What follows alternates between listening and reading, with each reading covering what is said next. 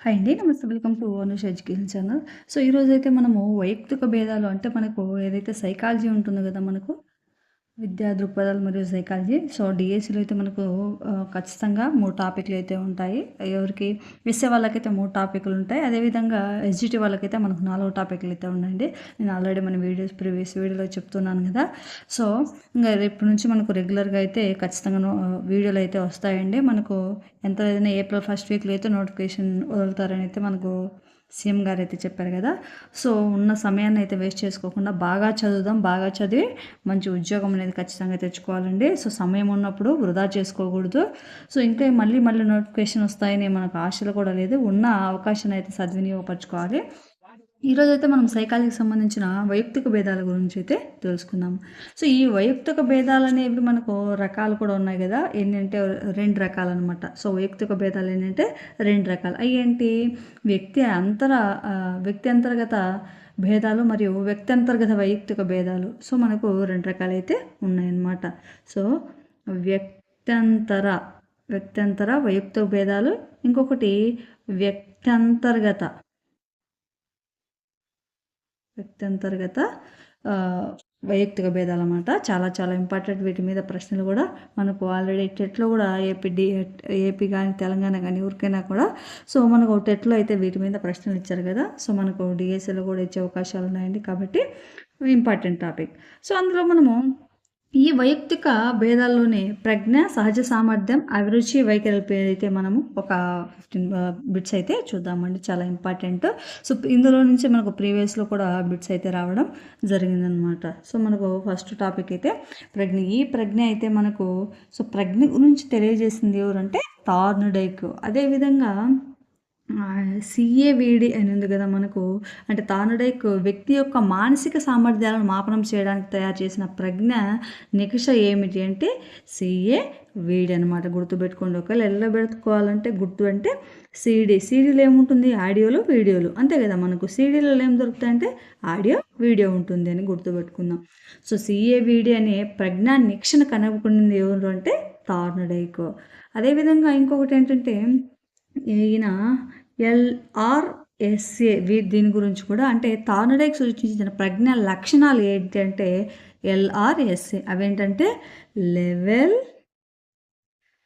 Range, తర్వాత speed, yes అంటే speed, next ఏ అంటే ఏరియా. సో, చాలా ఇంపార్టెంట్. వీటి గురించి కూడా అడిగే అవకాశాలు ఉన్నాయి. ఇంపార్టెంట్ అండి. సో, అదేవిధంగా ఇందాక చెప్పుకున్నాం కదా సిఏవిడి, ఎల్ఆర్ఎస్ఏ. అదేవిధంగా ప్రజ్ఞా రకాలు మనకి ఎన్ని ప్రజ్ఞా రకాలు అంటే 3 రకాలు ఉన్నాయన్నమాట. ఏంటి? అమూర్త ప్రజ్ఞ, 2 యాంత్రిక ప్రజ్ఞ లేదా మూర్త ప్రజ్ఞ,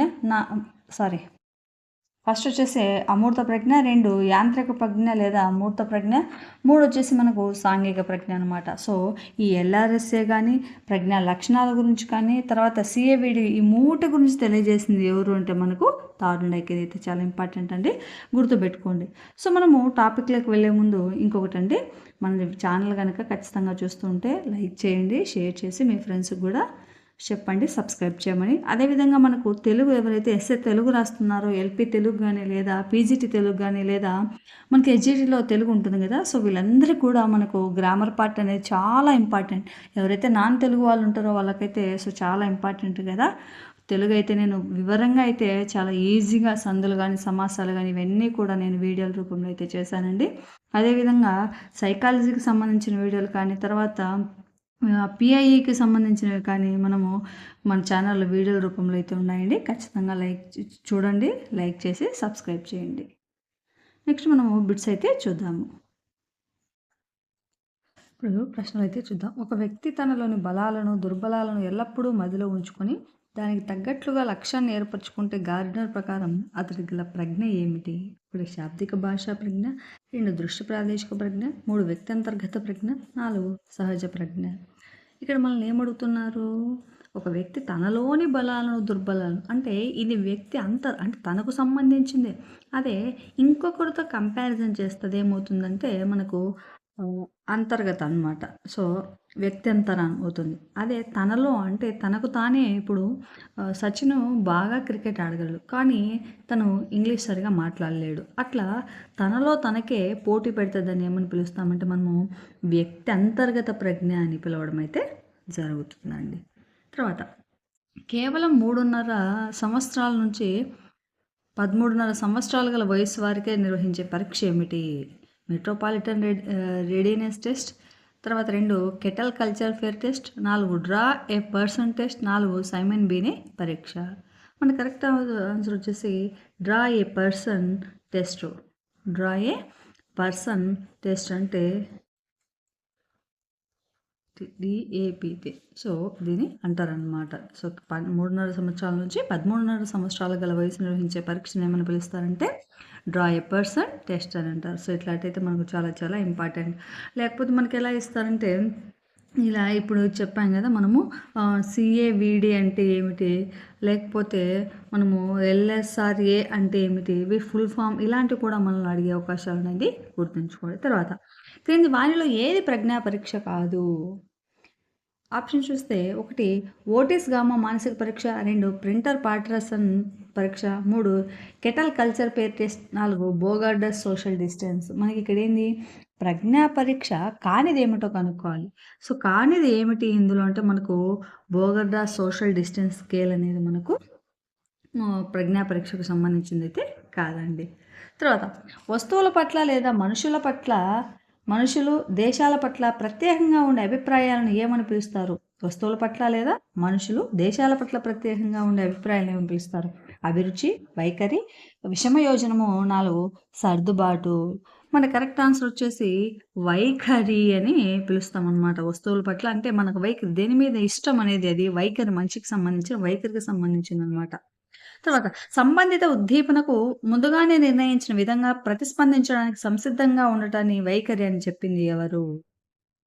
ఉద్దీపనకు ముందుగానే నిర్ణయించిన విధంగా ప్రతిస్పందించడానికి సంసిద్ధంగా ఉండడానికి వైఖరిని చెప్పింది ఎవరు అంటే మనకు విల్ టేకర్ అని ఆయన అయితే మనకు సంసిద్ధంగా ఉండడాన్ని వైఖరి అని చెప్పాడనమాట.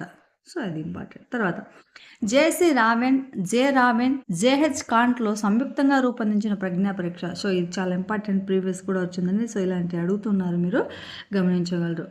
ఏంటి అంటే ఆర్ఎస్పిఎం అనమాట. జే రావెన్, జేహెచ్ కాంటేలో ఆర్ఎస్పిఎంలో ఇదైతే సంయుక్తంగా వాళ్ళ ముగ్గురు కలిసి ఈ ప్రజ్ఞా పరీక్షను అయితే కనుక్కోవడం జరిగిందనమాట. తర్వాత పెట్టు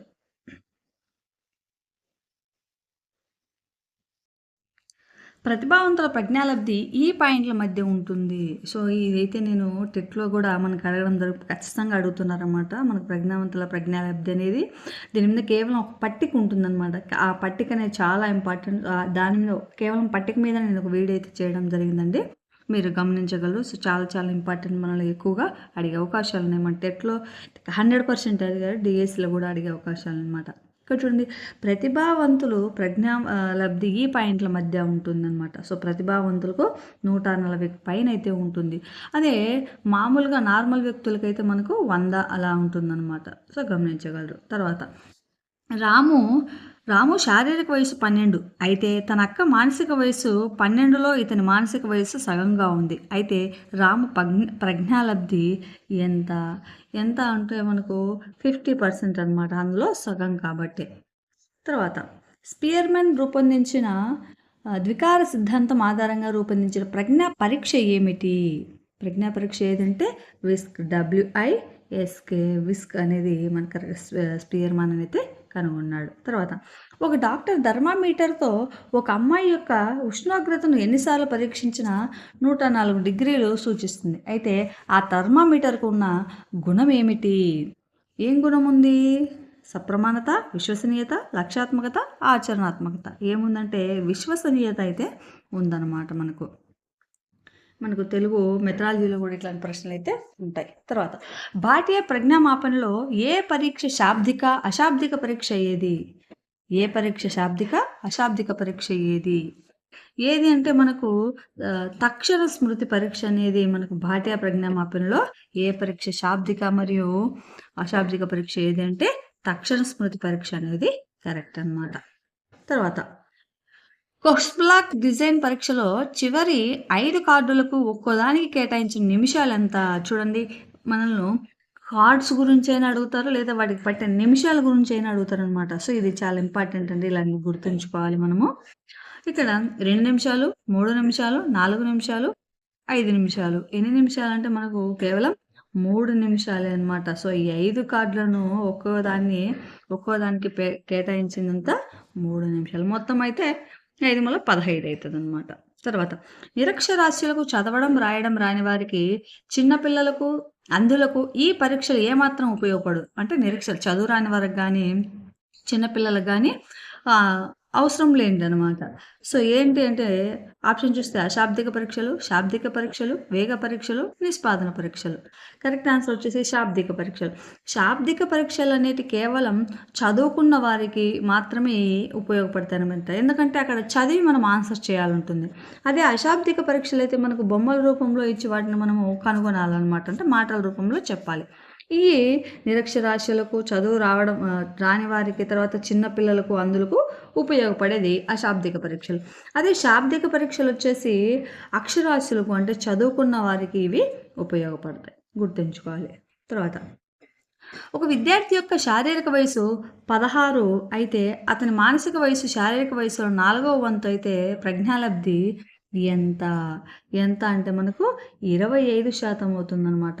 చూడండి, 16 శారీరక వయస్సు 16 అయితే అతని మానసిక వయసు శారీరక వయసులో 4వ వంతు. అంటే ఇక్కడ చూడండి, శారీరక వయసు 16 అయితే అందులో 8 అంటే మనకు 25%. 4వ వంతు అంటే ఏంటి? 100లో 4వ వంతు అంటే ఎంత? 25% కదా మనకు. కాబట్టి 25% అనేది కరెక్ట్ ఆన్సర్. తర్వాత క్రింది వానిలో రాధిక యొక్క ప్రజ్ఞాలబ్ధి 108 అయితే ప్రజ్ఞాలబ్ధి విభాజన పట్టిక ప్రకారం ఆమె ఏ వర్గంకు చెందింది? చెప్పాను కదా, నేను ఒక ప్రజ్ఞాలబ్ధి యొక్క పట్టిక ఒక వీడియో పూర్తిగా చేశానండి. మనకు చాలా చాలా ఇంపార్టెంట్.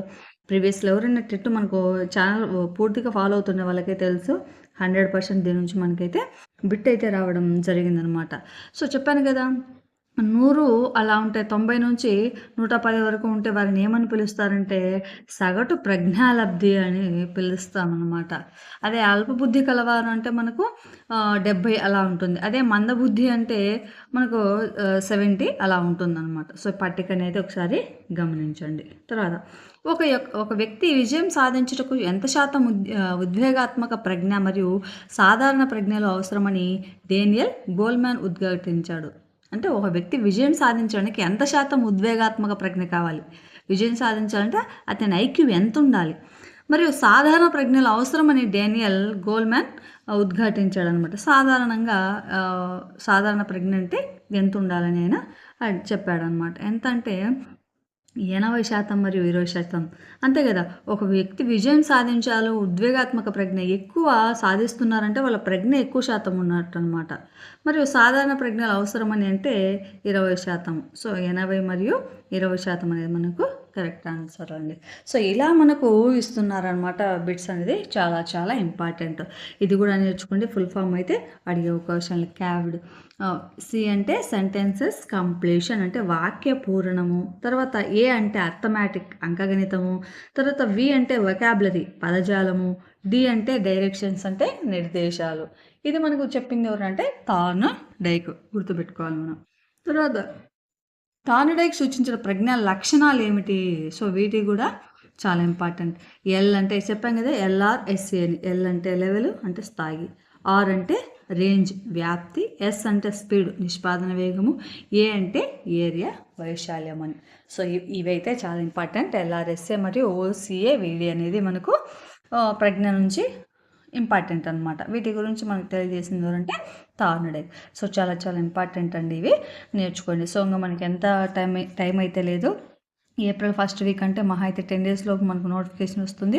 నోటిఫికేషన్ వచ్చినాక చదువుదాం అనుకుంటే మనము ఎంత లేట్గా చదివితే అంత వెనకబడిపోతామండి కాంపిటీషన్లో. కాబట్టి ఇప్పటి నుంచి ఎవరైనా ఇంకా ముందు నుంచి చదువుతున్న వాళ్ళైతే మీరు ఆపకండి.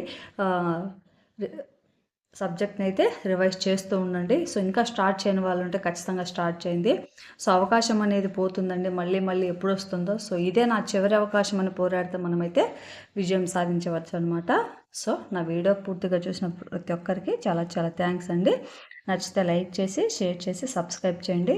అదేవిధంగా మన ప్రీవియస్ ఛానల్లో ఉన్న వీడియోస్ అన్నీ కూడా ఒకసారి చూడండి. Thank you for watching videos.